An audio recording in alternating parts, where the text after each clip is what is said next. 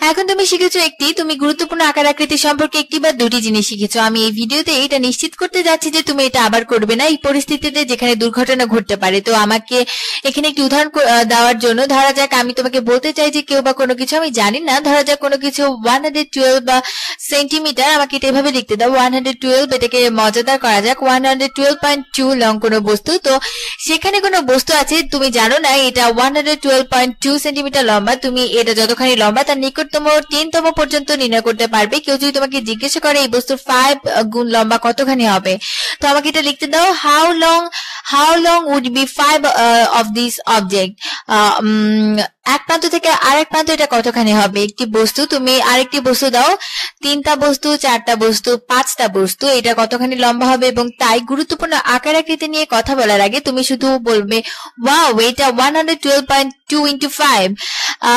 তো এটা গুণ করা যাক 112.2 into 5, 5 গুণ 2 হলো 10, 1 রাখলাম, 5 গুণ 2 হলো 10 প্লাস 1 11, 5 গুণ 1 হলো 5 প্লাস 1 হলো 6, 5 গুণ 1 হলো 5। আমাদের দশমিকের পেছনে একটি সংখ্যা আছে, তো আমরা পাই 561.0।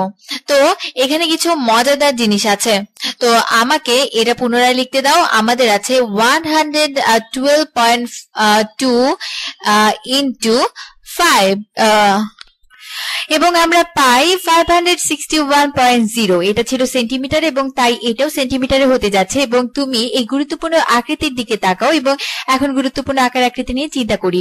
তো এটাতে ঠিক এখানে এবং এই মাপটিতে 1 2 3 4 সিগনিফিকেন্ট ফিগার্স অর্থাৎ 4টি গুরুত্বপূর্ণ আকৃতি আছে। এবং এখানে একটি প্রলোভন তোমার মধ্যে আসতে পারে, থামো আমি এটাকে কোনো কিছু গুণ করি যার শুধুমাত্র একটি গুরুত্বপূর্ণ আকৃতি আছে। 5 হচ্ছে কেবলমাত্র একটি গুরুত্বপূর্ণ আকৃতি, তো আমার উত্তরে শুধু একটি গুরুত্বপূর্ণ আকৃতি থাকা উচিত নয় এবং এটা হবে সম্পূর্ণ ভুল, এটা হবে দুর্ঘটনা। এবং এটার কারণ হচ্ছে তুমি 5 কে হিসাব করতে পারো না যখন তুমি গুরুত্বপূর্ণ আকৃতি হিসাব করছো, কারণ এটা কোনো মাপ নয়, এটা হচ্ছে বিশুদ্ধ সংখ্যা। এটা হলো তুমি এটা লিখতে পারো 5.0000000। আমি পুরোপুরি এই 5 বস্তুটিকে নিচ্ছি এবং তাদের একে অপরের সামনে রাখছি। এটা হচ্ছে একরকমের কিছু অনুমান, কিছু পরিমাপের, তো এটা করে না, এটা হলো অসীম পর্যন্ত মাত্রা। তো এটা কোনো তথ্য নয় গুরুত্বপূর্ণ আকৃতি হিসাবে করার জন্য। এটা হচ্ছে একটি বিশুদ্ধ সংখ্যা, তুমি আসলে 5 বলছো। তো এই অবস্থায় তুমি আরেকবার মাপের দিকে তাকাও এবং এখানে শুধু একটি মাপ আছে, 4টি গুরুত্বপূর্ণ আকৃতির আছে। তো এই ক্ষেত্রে আমাদের গুণফল হওয়া উচিত ছিল 4টি গুরুত্বপূর্ণ আকৃতি এবং আমাদের গুণফল যা আমরা এখানে লিখেছি তার আসলে 4টি গুরুত্বপূর্ণ আকৃতি আছে। তো এটা হতে যাচ্ছে পুরোপুরি এটা হতে যাচ্ছে লেখার জন্য পুরোপুরি একটা বৈধ জিনিস। এটা এই জন্য যে অসীম পর্যন্ত যারা যাত্রা আছে, এটা হচ্ছে একটি বিশুদ্ধ সংখ্যা।